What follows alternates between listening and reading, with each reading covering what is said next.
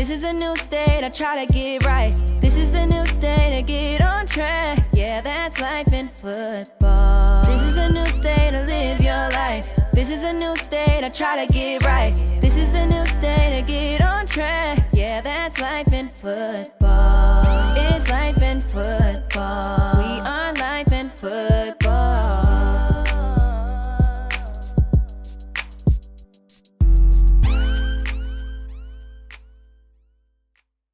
You are now listening to the Life in Football podcast. Check out the new website, lifeinfootball.com. Once again, the website is lifeinfootball.com. Thanks for listening. Welcome to the Life in Football podcast, baby. I'm your host, Mike Fee. And this your co-host, Colin Moore. You know we love life and enjoying football. Top-notch ballers all around the world. Top-notch ballers all around the world.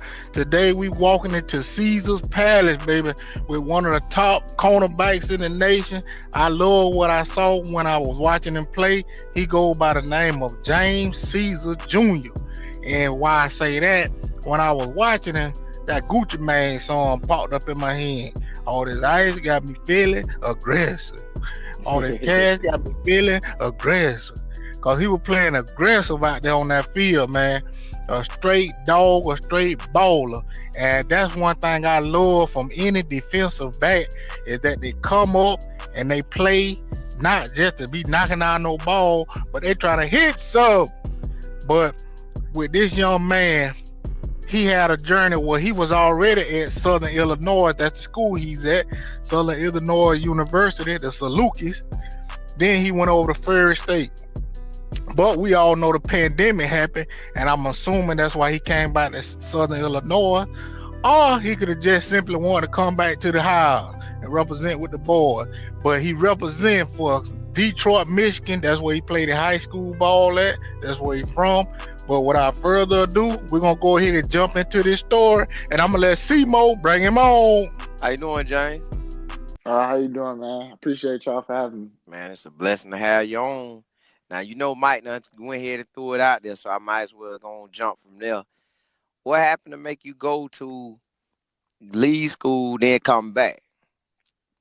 So in 2018, I had to transfer because I had broke some team rules and things like that. I was just kind of going through a lot. I had lost my dad in the summer of 2018. Within the first 4 games, I had injured my shoulder and I was out for the season. So just going through a rough patch of my life and just ended up doing some things that was against team rules and things like that. So had to end up transferring. And that's what made me go and transfer to Ferris State University. Man, then you came right back right after that, right? Yeah, so I played 1 season at Ferris State in 2019. And then just because of the pandemic and things like that, with the uncertainties of the Division II and things like that, just the uncertainties of them and when they were going to get the season back started, I just had decided that it was in my best interest to transfer. And then when I decided to transfer and Coach Hill and Coach Rogers reached out to me and said that they would love to have me come back, I just felt like it was a great opportunity to just finish what I started and come back and right all my wrongs. So, man, really, through the ups and downs, God pretty much provided for you, and they called you back and wanted you. So you really couldn't write no better story than that, man. So how does it feel being back and playing through spring ball instead of, the fall ball? How did that feel? Man, it feels great. Just being back at Southern Illinois, I just felt like it was a great opportunity for me to come back and kind of just finish what I started. I had came here as a freshman in 2016, played my true freshman year and things like that. It's just a blessing just to be back, and I just thank Coach Hill and all the coaching staff for just allowing me to come back and just bringing my talents back and trying to help us get into the playoffs and make a deep run in the playoffs and trying to accomplish our goals and win the national championship. But it definitely feels great to be back where I started. Now, I'm loving what I'm seeing on the field for the footage, and I'm loving what I'm hearing for you as a young man, and you acknowledging, hey, I had did some things wrong. And that's what a lot of these young guys need to hear. No, hey, coach, Coach did me wrong. Cause you know how that is, James, and Simon know how it is Right. too. You hit up, man, they ain't want to play me. Oh, this and this and that. James Ceasar stepped up like a big dog. Just man, I was tripping. I shouldn't have been doing this. I shouldn't have been doing that. And pretty much he laying it out for any player out there because there's a lot of transferring going on and everybody want to hop from school to school. But this man stepped up to the plate and he handling business right now. And like pretty much you can say, okay, if you got a young player out here and you need somebody to talk to for his guidance with making decisions on school, I wouldn't, you know, really, I wouldn't hesitate to send them to you, man. Like, give them some guidance, put them on game, let them know what's going on. Now, with that being said, I want to know how did you end up picking Southern Illinois in the first place to go to, coming from Detroit, Michigan? Okay, so out of high school, I wasn't really heavily recruited. Didn't have any stars or anything like that. But I also felt like me playing at a Division I school is what I was capable of, and I just had a lot of confidence in myself. So I just kind of stuck with the recruiting process. Most of my offers came from Division II schools and things like that. And once Coach Hill got the head coaching job around that time, he had reached out to me and things like that. So, and when I first came here, I came here on a half scholarship, came here on a 50% scholarship. So I kind of just talked it over with my mom and things like that. And she just told me my dream was to always play Division I football. And I just kind of just went with that and just went out on a limb and just kind of just came here.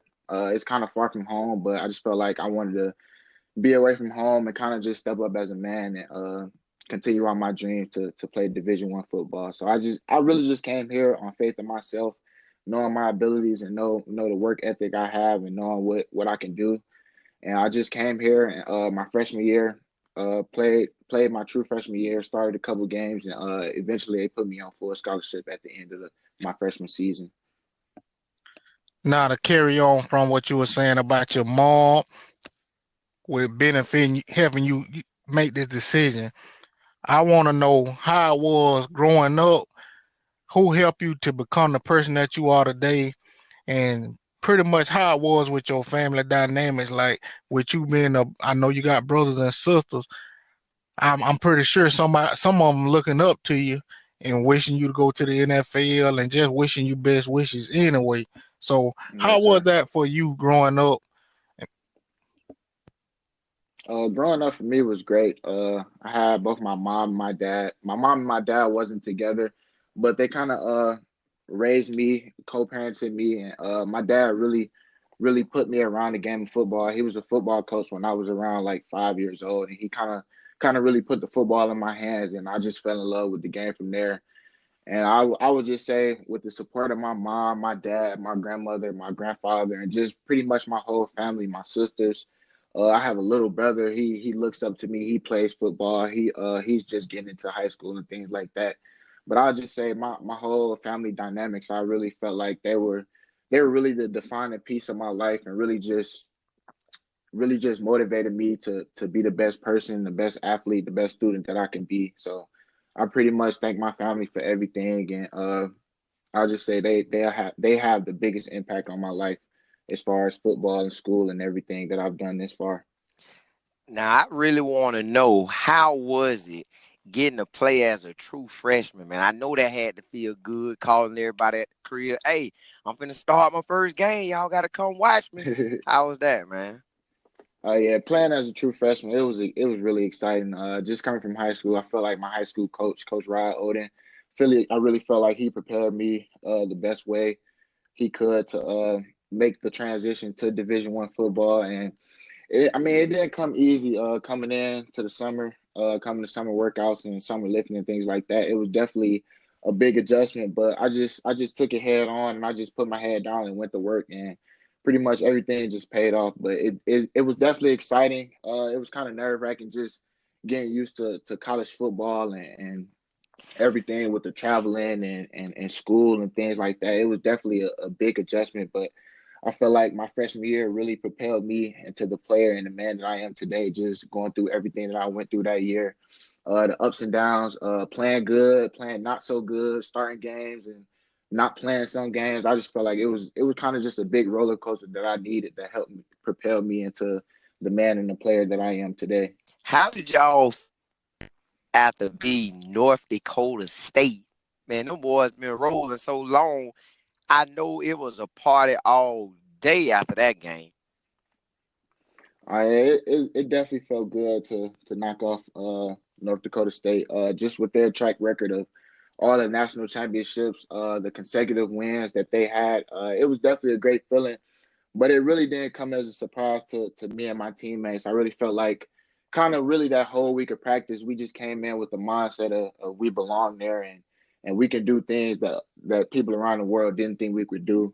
Just coming into that week, we came off a tough loss to North Dakota, a really good team, a top 5 team in the country. We had came off a loss to them, and we kind of really had an intervention with ourselves and just said that we weren't going to let that loss define our whole season, and we just kind of just came back and had an excellent week of practice. It was high intensity, a lot of competition between the ones and twos and good on good and stuff like that. But it was just a great week of preparation. I feel like the coaches had a really great game plan. And I just feel like the players, we executed it to the best of our abilities, and we came out there and got a big win for our program and our school. Now, I always wanted to know, like, with this pandemic, you get, okay, we may play football. Okay, we may do this. Oh, the school's shutting down. Now everybody got to do class online. Oh, D2, they're not going to have football at all. Okay, Right. is it possible for D1AA to have season in the spring? And now fast forward, y'all playing in the spring. There was a lot of criticism for people, outside of the game. Well, how are they going to do that? It's the spring and this and that. And you know what? It never really kind of hit me like that. It was like, well, you working out in the spring anyway. I'd rather be playing football than get them 5 a.m. workouts and doing all this other stuff. You pretty much on the grind anyway. And then spring Right. ball come, you out there thudding up, you hitting. So, I mean, you still get that somewhat of a summer break, and then you roll over into the season. But how was all of that for like you and players, pretty much like your same age across the nation, having to face all of this, controversy and turmoil about the COVID-19 and like even playing football, and it's not all about football, but just kind of being a teenager and want to go out as well. Like, how was all of that, man, as far as impacting y'all? Yeah, it's definitely been a big challenge and just going with everything with COVID-19 and all the uncertainties of everything. But one thing I would say was just being here and sacrificing everything with my teammates is definitely made it worthwhile. We've had to sacrifice a lot, as college students. You wanna party and do different things like that, but right now it's kind of like we got to sacrifice the fun that you probably normally would have in the spring season and stuff like that. I just feel like it's a big sacrifice, not going out and not putting yourself in position to where you may get contract traced or you may end up catching a virus, things like that. It's definitely been a big sacrifice, and even with just classes, with mostly everything online, it kind of been difficult for me, and I'm pretty sure other athletes around the world just having to transition to everything being online and having to make that transition and really just do things that we normally haven't done in the past and stuff like that. But it's been a great experience, just overcoming everything. And I could say this pandemic and this spring season has definitely brought me and my teammates together, and things like that. So it hasn't been as bad as people may seem or people may think, but it's been okay. And it's just been a blessing just to be out here and just play the game that we love. Now, my last question, and I just want to mess with you a little bit, man, and have a little. Now, for Detroit rap music, man, they tend now, man, and Oh yeah, definitely. and it's a lot of music I like, for the young guy, 42 Doug and uh Big Sean. What's the big dude I always be talking about from Michigan State?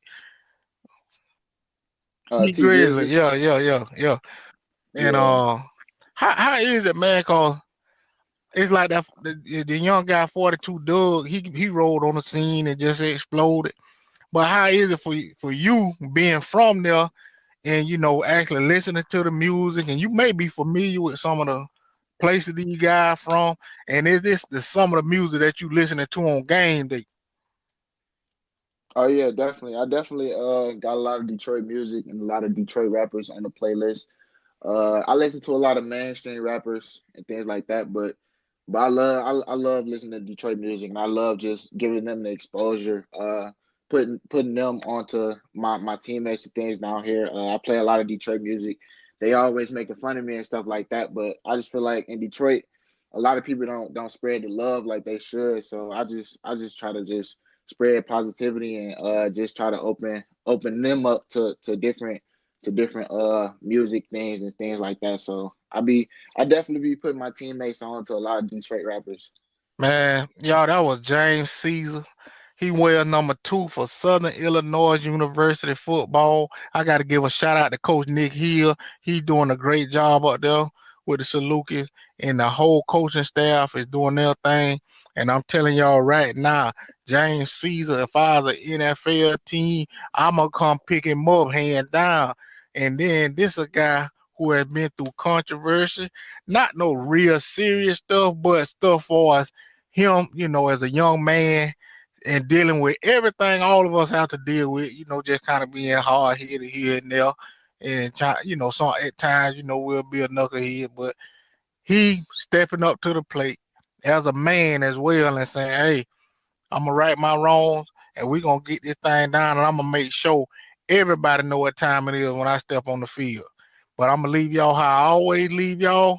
Keep your head up and not down, or else you'll fall to the ground. It's the Life in Football Podcast. Catch you next time. You are now listening to the Life in Football Podcast. Check out the new website, lifeinfootball.com. Once again, the website is lifeinfootball.com. Thanks for listening.